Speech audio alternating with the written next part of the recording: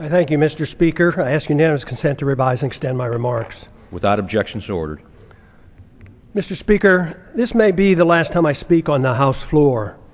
At the end of the year, I'll leave Congress after 23 years in office over a 36-year period. My goals in 1976 were the same as they are today: promote peace and prosperity by a strict adherence to the principles of individual liberty. It was my opinion that the course of the U.S. embarked on in the latter part of the 20th century would bring us a major financial crisis and engulf us in a foreign policy that would overextend us and undermine our national security. To achieve these goals, I sought the government would have had to shrink in size and scope, reduce spending, change the monetary system, and reject the unsustainable costs of policing the world and expanding the American empire.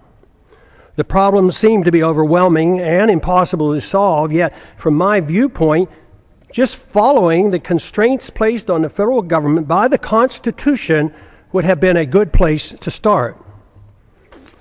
Just how much did I accomplish? In many ways, according to conventional wisdom, my off and on career in Congress from 1976 to 2012 accomplished very little. No name legislation, no name federal buildings or highways, thank goodness. In spite of my efforts, the government has grown exponentially, taxes remain excessive, and the prolific increase of incomprehensible regulations continues. Wars are constant and pursued without congressional declaration. Deficits rise to the sky. Poverty is rampant, and dependency on the federal government is now worse than any time in our history. All this with minimal concerns for the deficits and unfunded liabilities that common sense tells us cannot go on much longer. A grand but never mentioned bipartisan agreement allows for the well-kept secret that keeps the spending going. One side doesn't give up 1 penny on military spending, the other side doesn't give up 1 penny on welfare spending, while both sides support the bailouts and the subsidies for the banking and the corporate elite. And the spending continues as the economy weakens and the downward spiral continues. As the government continues fiddling around, our liberties and our wealth burn in the flames of a foreign policy that makes us less safe. The major stumbling block to real change in Washington is the total resistance to admitting that the country is broke. This has made compromising just to agree to increase spending inevitable, since neither side has any intention on cutting spending.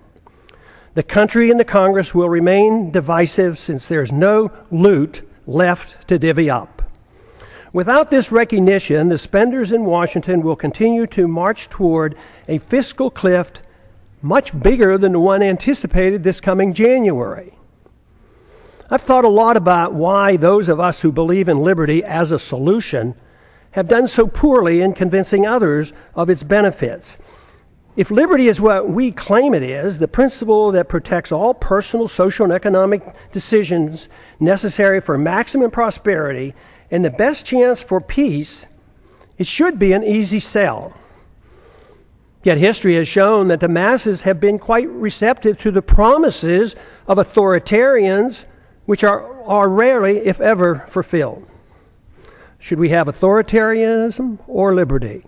If authoritarianism leads to poverty and war and less freedom for all individuals and is controlled by rich special interests, the people should be begging for liberty.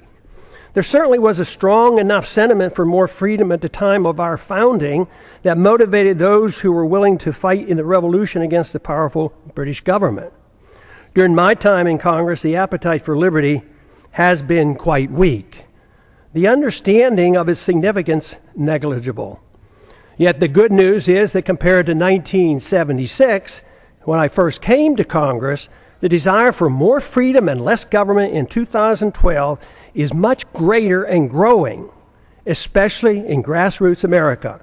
Tens of thousands of teenagers and college-age students are, with great enthusiasm, welcoming the message of liberty. I have a few thoughts as to why the people of a country like ours, once the freest and most prosperous, allowed the conditions to deteriorate to the degree that they have. Freedom, private property, and enforceable voluntary contracts generate wealth. In our early history, we were very much aware of this. But in the early part of the 20th century, our politicians promoted the notion that the tax and monetary system had to change. If we were to involve ourselves in excessive domestic and military spending, that is why Congress gave us the Federal Reserve and the income tax. The majority of Americans and many government officials agreed that sacrificing some liberty was necessary to carry out what some claim to be progressive ideas. Pure democracy became acceptable. They failed to recognize that what they were doing was exactly opposite of what the colonists were seeking when they broke away from the British. Some complain that my arguments make no sense, since great wealth and the standard of living improved for many Americans over the last 100 years, even with these new policies. But the damage to the market economy and the currency has been insidious and steady. It took a long time to consume our wealth, destroy the currency, and undermine productivity, and get our financial obligations to a point of no return. Confidence sometimes lasts longer than deserved. Most of our wealth today depends on debt. The wealth that we enjoyed and seemed to be endless allowed concern for the principle of a free society to be neglected. As long as most people believed the material abundance would last forever, worrying about protecting a competitive, productive economy and individual liberty seemed unnecessary. The age of redistribution. This neglect ushered in an age of redistribution of wealth by government, kowtowing to any and all special interests, except for those who just wanted to be left alone. That is why today, money in politics far surpasses money currently going into research and development and productive entrepreneurial efforts. The material benefits became more important than the understanding and promoting the principles of liberty and a free market. It is good that material abundance is a result of liberty, but materialism is all that we care. If materialism is all that we care about, problems are guaranteed. The crisis arrived because the illusion that wealth and prosperity would last forever has ended. Since it was based on debt and a pretense that debt can be papered over by an out-of-control fiat monetary system, it was doomed to fail. We have ended up with a system that doesn't produce enough even to finance the debt, and no fundamental understanding of why a free society is crucial to reversing these trends. If this is not recognized, the recovery will linger for a long time. Bigger government, more spending, more debt, more poverty for the middle class, and a more intense scramble by the elite special interests will continue. We need an intellectual awakening. Without an intellectual awakening, the turning point will be driven by economic law. A dollar crisis will bring the current out-of-control system to its knees. If it's not accepted that big government, fiat money, ignoring liberty, central economic planning, welfareism, and warfareism caused our crisis, we can expect a continuous and dangerous march toward corporatism and even fascism, with even more loss of our liberties. Prosperity for a large middle class, though, will become an abstract dream.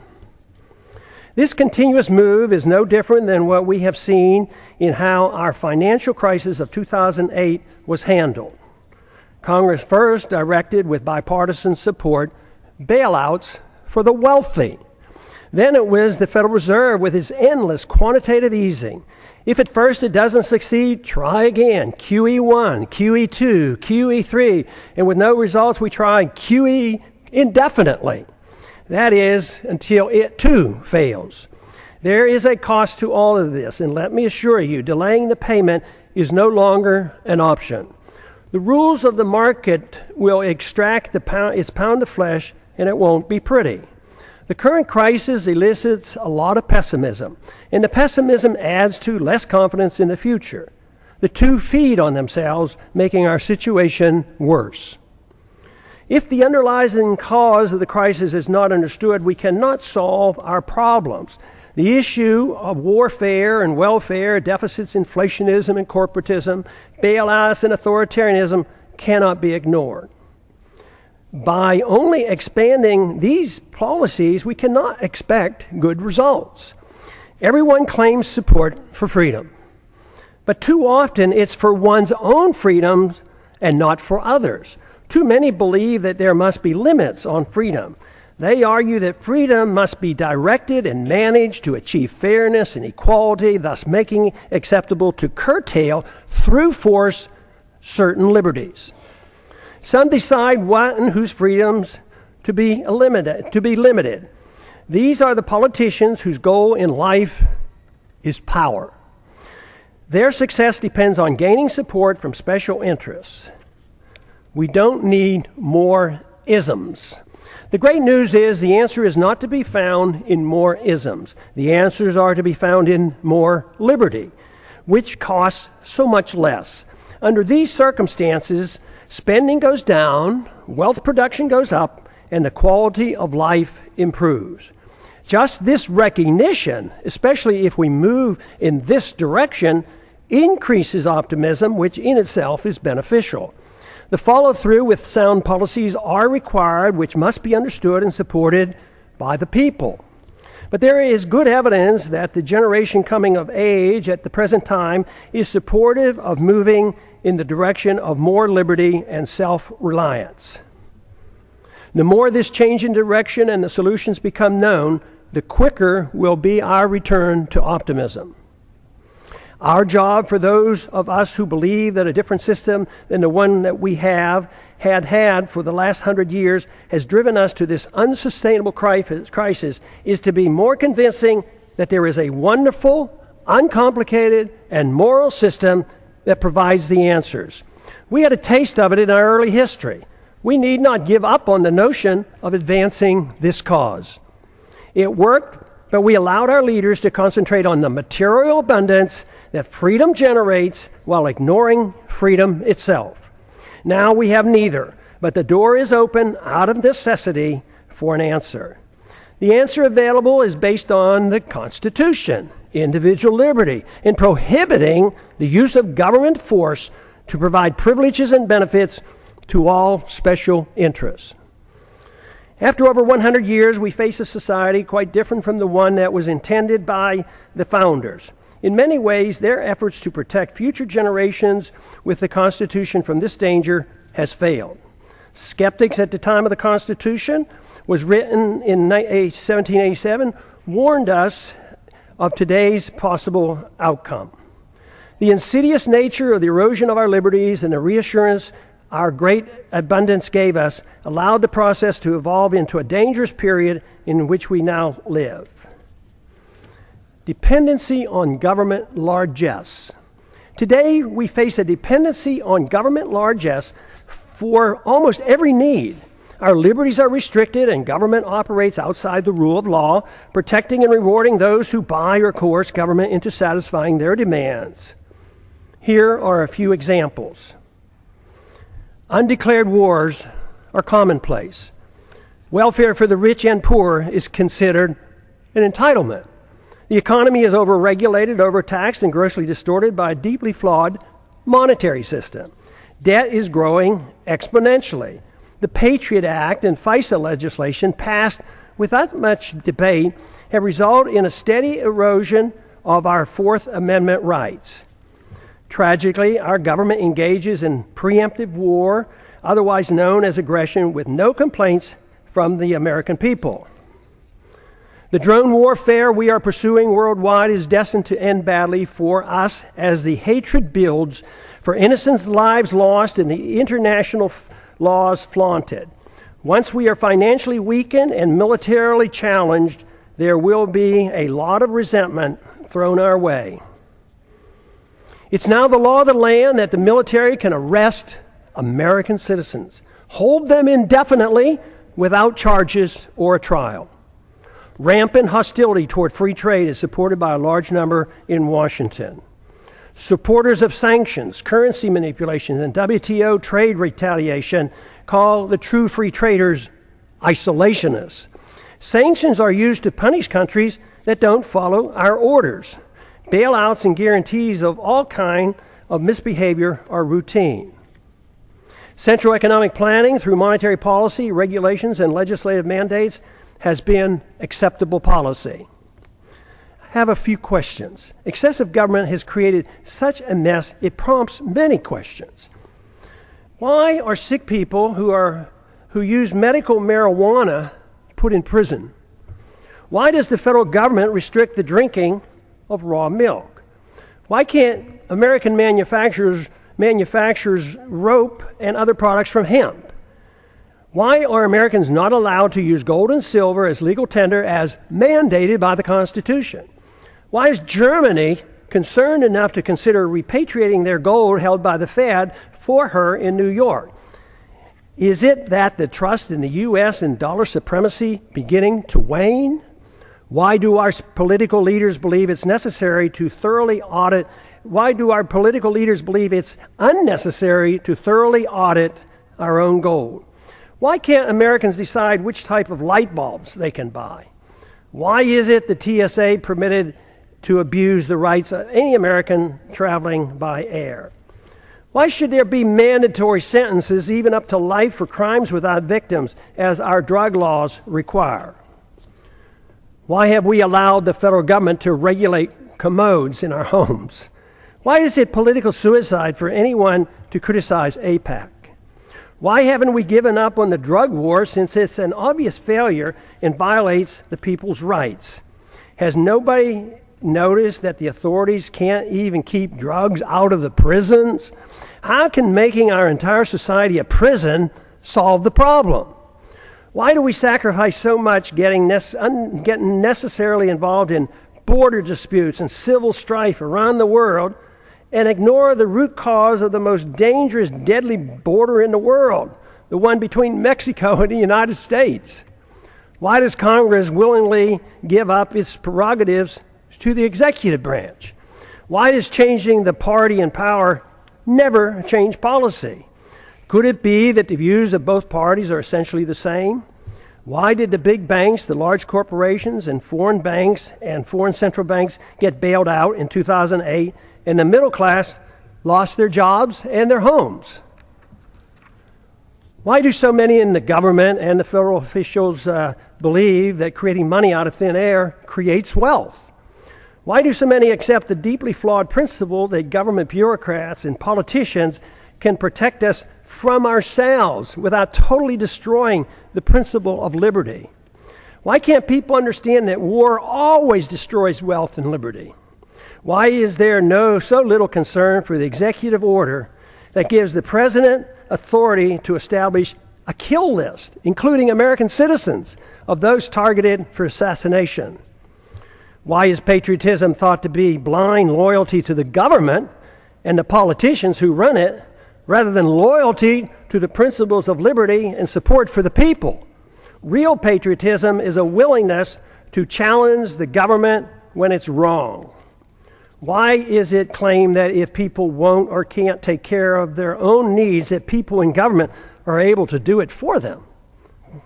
Why did we ever give the government a safe haven for initiating violence against the people? Why do so many members defend free markets but not civil liberties? Why do so many members defend civil liberties but not free markets? Aren't they the same? Why don't more defend both economic liberty and personal liberty? Why are there not more individuals who seek to intellectually influence others to bring about positive changes, those who seek changes, than those who seek power to force others to obey their commands? Why does the use of religion to support a social gospel and preemptive wars, both of which require authoritarians to use violence or the threat of violence, go unchallenged? Aggression and forced redistribution of wealth has nothing to do with the teachings of the world's great religions. Why do we allow the government and the Federal Reserve to disseminate false information dealing with both economic and foreign policy? Why is democracy held in such high esteem when it's the enemy of the minority and makes all rights relative to the dictates of the majority. Why should anyone be surprised that Congress has no credibility since there's such a disconnect between what politicians say and what they do? Is there any explanation for all the deception, the unhappiness, the fear of the future, the loss of confidence in our leaders, the distrust and the anger and frustration? Yes, there is. And there's a way to reverse these attitudes. The negative perceptions are logical and a consequence of bad policies bringing about our problems. Identification of the problems and recognizing the cause allow the proper changes to come easily. We should have more trust in ourselves, less in the government. Too many people have far too long placed too much confidence and trust in government and not enough in themselves. Fortunately, many are now becoming aware of the seriousness of the gross mistakes of the past several decades. The blame is shared by both political parties. Many Americans now are demanding to hear the plain truth of things and want the demagoguing to stop. Without this first step, solutions are impossible. Seeking the truth and finding the answers in liberty and self-reliance promotes the optimism necessary for restoring prosperity. The task is not that difficult if politics doesn't get in the way. We have allowed ourselves to get into such a mess for various reasons. Politicians deceive themselves as to how wealth is produced. Excessive confidence is placed in the judgment of politicians and bureaucrats. This replaces the confidence in a free society. Too many in high places of authority became convinced that only they, armed with arbitrary government power, can bring about fairness while facilitating wealth production. This always proves to be a utopian dream and destroys wealth and liberty. It impoverishes the people and rewards the special interests who end up controlling both parties. It's no surprise that much of what goes on in Washington is driven by aggressive partisanship and power seeking, with philosophic differences being minor. Economic ignorance is commonplace. Keynesianism continues to thrive, although today it is facing healthy, enthusiastic rebuttals. Believers in military Keynesianism and domestic Keynesianism continue to desperately promote their failed policy as the economy languishes in a deep slumber. Supporters of all government edicts use humanitarian arguments to justify them. Humanitarian arguments are always used to justify government mandates related to the economy, monetary policy, foreign policy, and personal liberty. This is on purpose to make it more difficult to challenge. But initiating violence for humanitarian reasons is still violence. Good intentions are no excuse and are just as harmful as when the people use and force with bad intentions. The results are always negative. The immoral use of force is the source of man's political problems. Sadly, many religious groups, secular organizations, and psychopathic authoritarians endorse government-initiated force to change the world. Even when the desired goals are well-intentioned, or especially when they're well-intentioned, the results are dismal. The good results sought never materialize. The new problems created require even more government force as a solution. The net result is institutionalizing government-initiated violence and morally justifying it on humanitarian grounds. This is the same fundamental reason our government uses force for invading other countries at will, central economic planning at home, and the regulation of personal liberty and habits of our citizens. It is rather strange that unless one has a criminal mind and no respect for other people and their property, no one claims it's permissible to go into one's neighbor's house and tell them how to behave, what they can eat, smoke, and drink, or how to spend their money. Yet, rarely is it asked why is it morally acceptable that a stranger with a badge and a gun can do the same thing in the name of law and order. Any resistance is met with brute force, fines, taxes, arrests, and even imprisonment. This is done more frequently every day without a search warrant. No government monopoly over initiating violence is what we need. Restraining aggressive behavior is one thing, but legalizing A government monopoly for initiating aggression can only lead to exhausting liberty associated with chaos, anger, and a breakdown of civil society. Permitting such authority and expecting a saintly behavior from the bureaucrats and the politicians is a pipe dream. We now have a standing army of armed bureaucrats in the TSA, CIA, FBI, Fish and Wildlife, FEMA, IRS, Corps of Engineers, etc., numbering over 100,000. Citizens are guilty until proven innocent in the unconstitutional administrative courts. Government in a free society should have no authority to meddle in the social activities or the economic transactions of individuals, nor should government meddle in the affairs of other nations.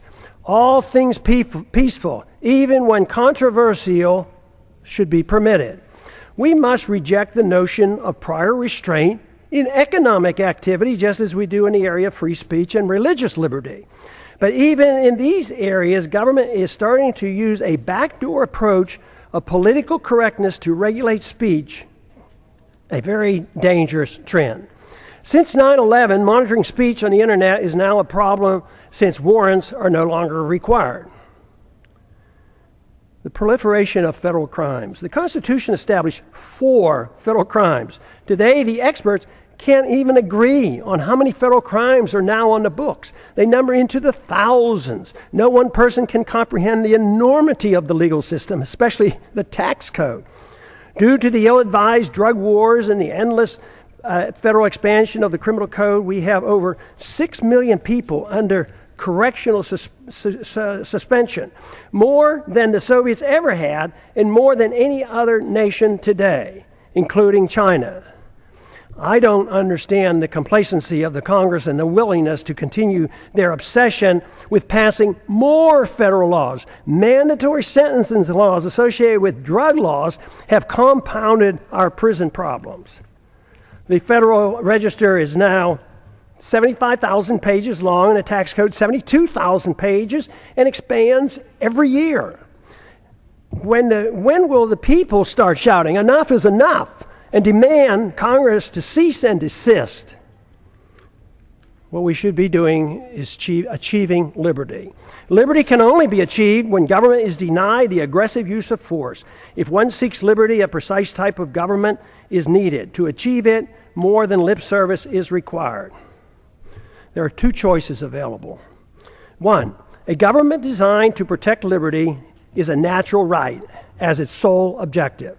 The people are expected to care for themselves and reject the use of any force for interfering with another person's liberty.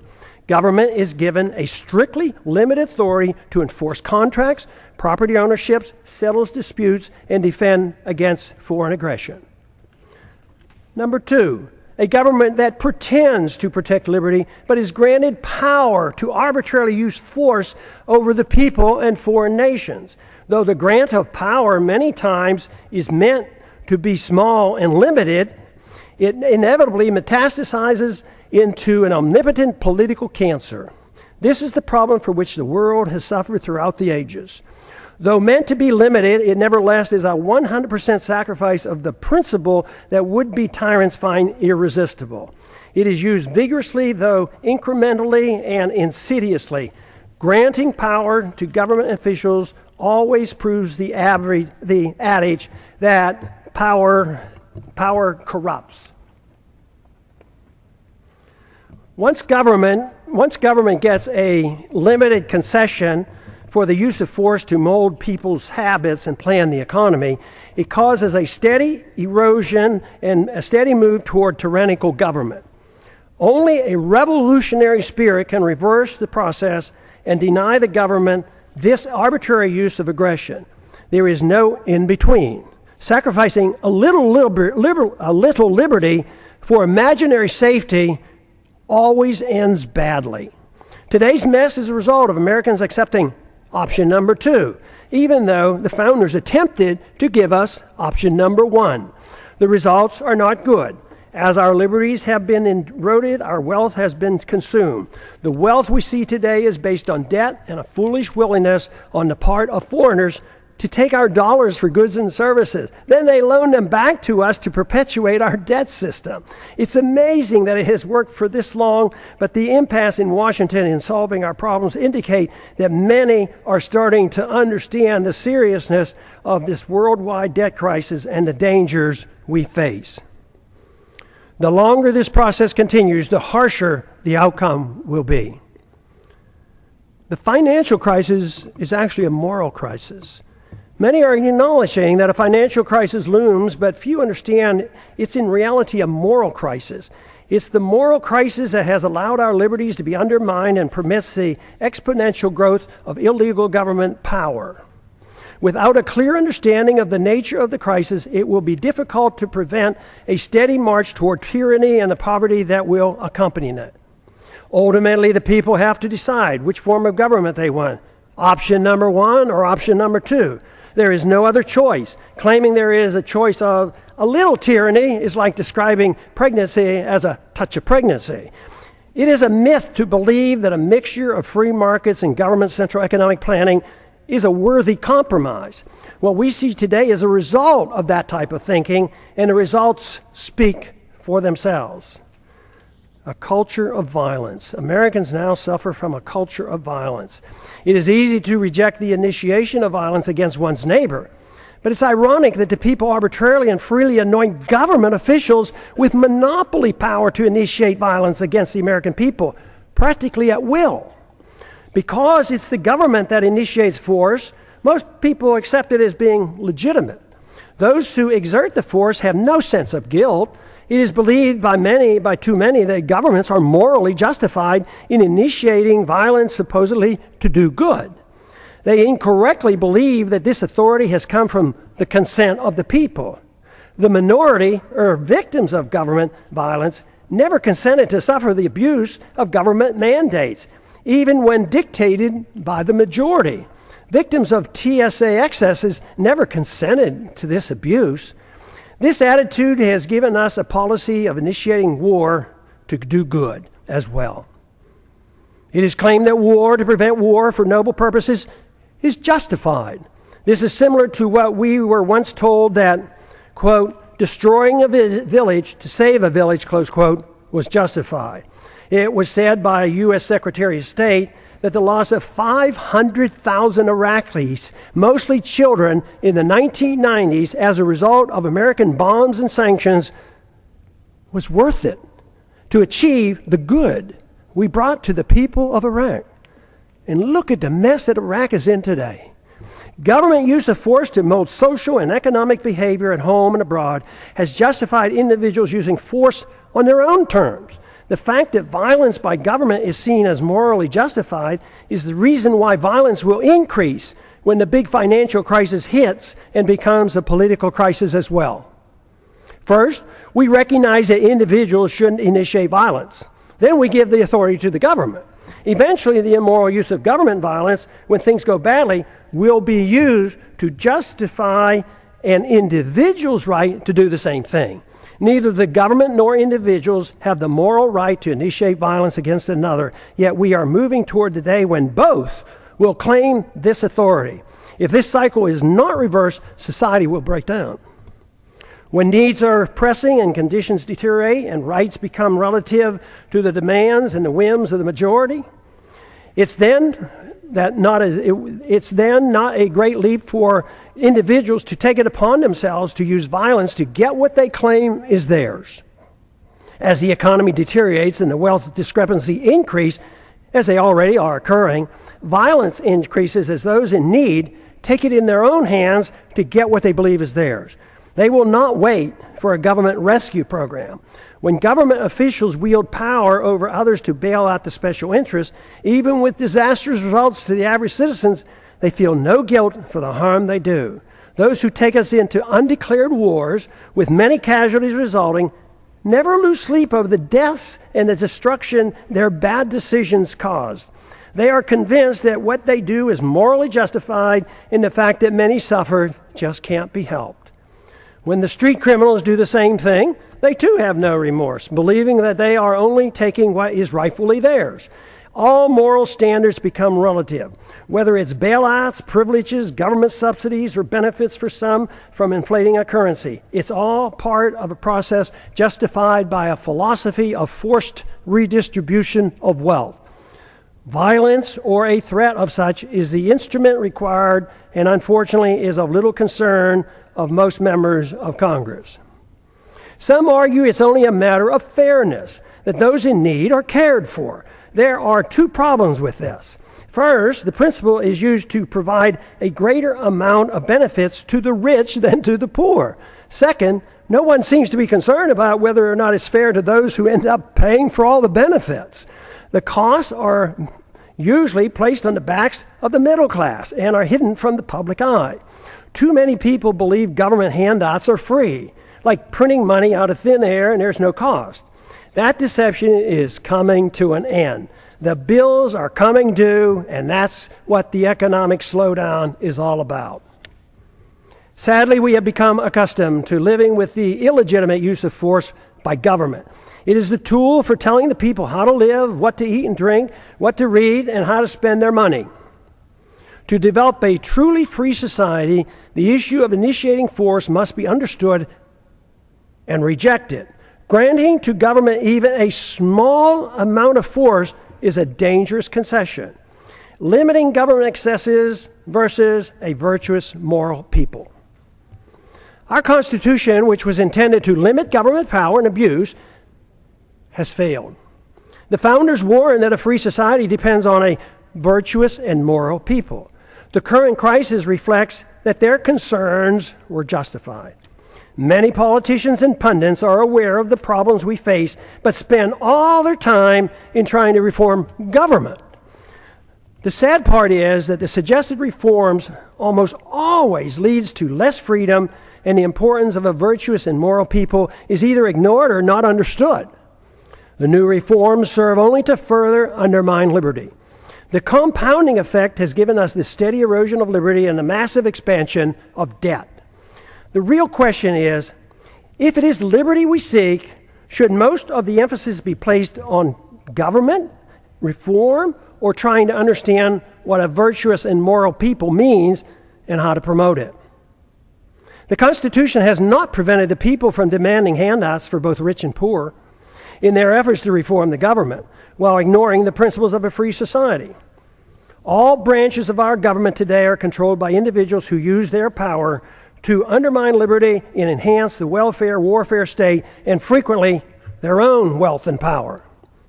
If the people are unhappy with the government performance, it must be recognized that government is merely a reflection of an immoral society that rejected a moral government of constitutional limits on power and love of freedom.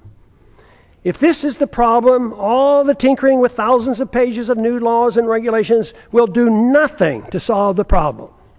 It is self-evident that our freedoms have been severely limited, and the apparent prosperity we still have is nothing more than leftover wealth from a previous time.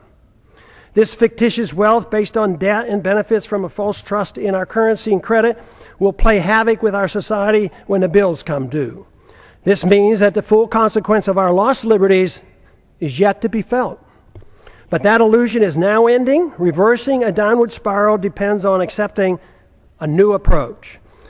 Expect the rapidly expanding homeschooling movement to play a significant role in the revolutionary reforms needed to rebuild a free society with constitutional protections. We cannot expect a federal government-controlled school system to provide the intellectual ammunition to combat the dangerous growth of government that threatens our liberties.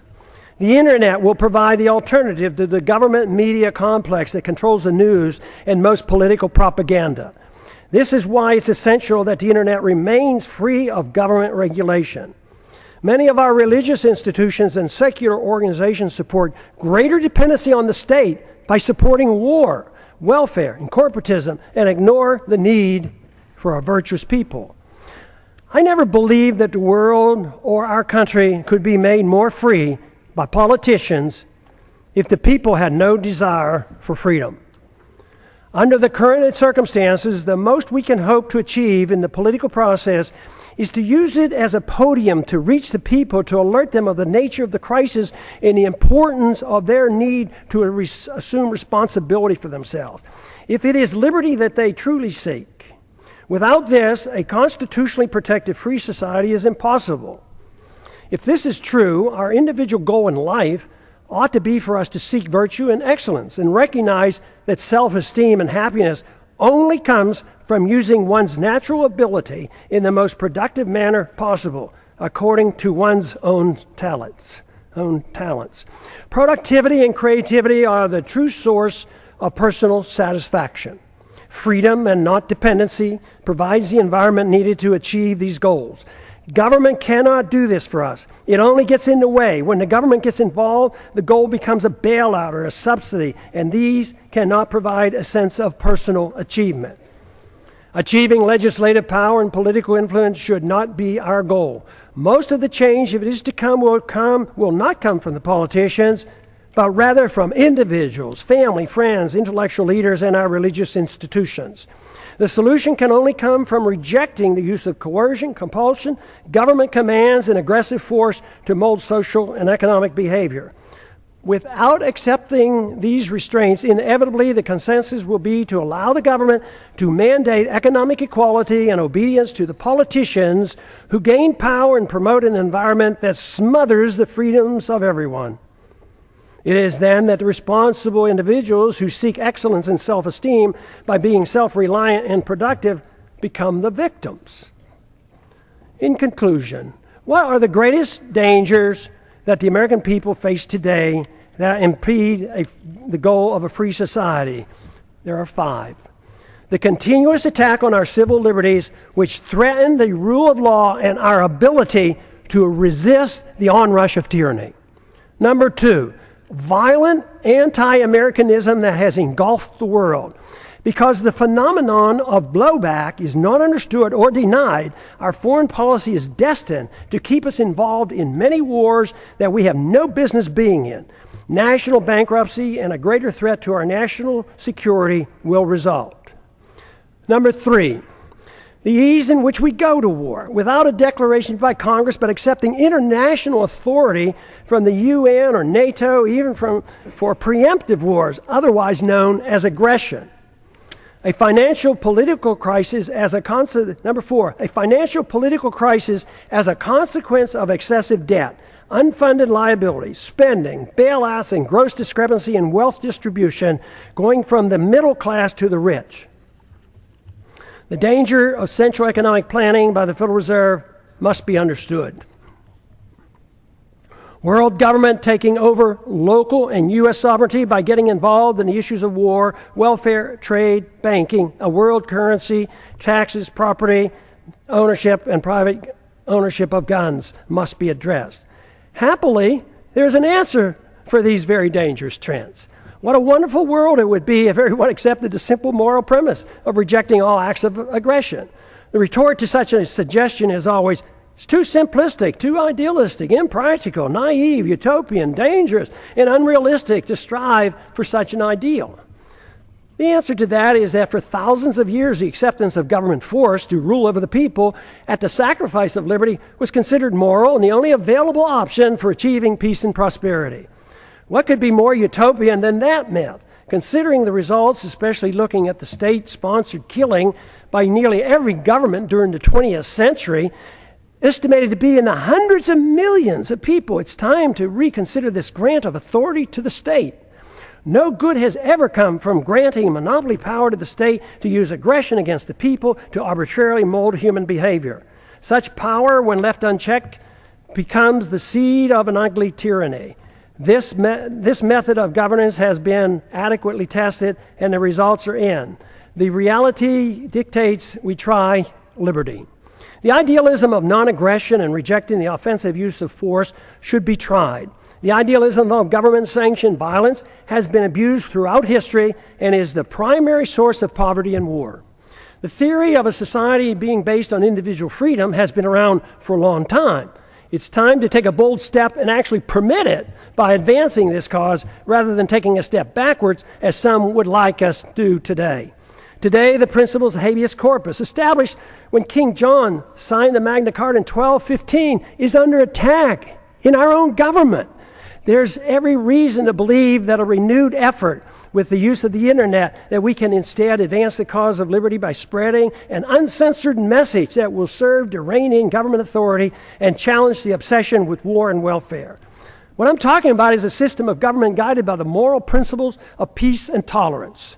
The founders were convinced that a free society could not exist without a moral people. Just writing rules won't work if the people choose to ignore them. Today, the rule of law written in the Constitution has little meaning for most Americans, especially those who work in Washington, D.C.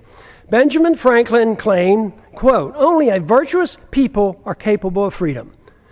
John Adams concurred, quote, "Our Constitution was made for a moral and religious people. It is wholly inadequate for the government of any other." A moral people must reject all violence in an effort to mold people's beliefs or habits. A society that boos or ridicules the golden rule is not a moral society. All great religions endorse the golden rule. The same moral standards that individuals are required to follow should apply to all government officials. They cannot be exempt. The ultimate solution is not in the hands of the government. The solution falls on each and every individual with guidance from family, friends, and community. The number one responsibility for each of us is to change ourselves with hope that others will follow. This is of greater importance than the working on changing the government. That is secondary to promoting a virtuous society. If we can achieve this, then the government will change. It doesn't mean that political action or holding office has no value. At times, it does nudge policy in the right direction. But what is true is that when seeking office is done for personal aggrandizement, money, or power, it becomes useless if not harmful. When political action is taken for the right reasons, it's easy to understand why compromise should be avoided. It's also become clear why progress is best achieved by working with coalitions, which bring people together without anyone sacrificing his principles. Political action, to be truly beneficial, must be directed toward changing the hearts and minds of the people, recognizing that it's virtue and morality of the people that allow liberty to flourish. The Constitution or moral laws per se have no value if the people's attitudes aren't changed. To achieve liberty and peace, two powerful human emotions have to be overcome. Number one is envy, which leads to hate and class warfare. Number two is intolerance, which leads to bigoted and judgmental policies. These emotions must be replaced with a much better understanding of love, compassion, tolerance, and free market economics.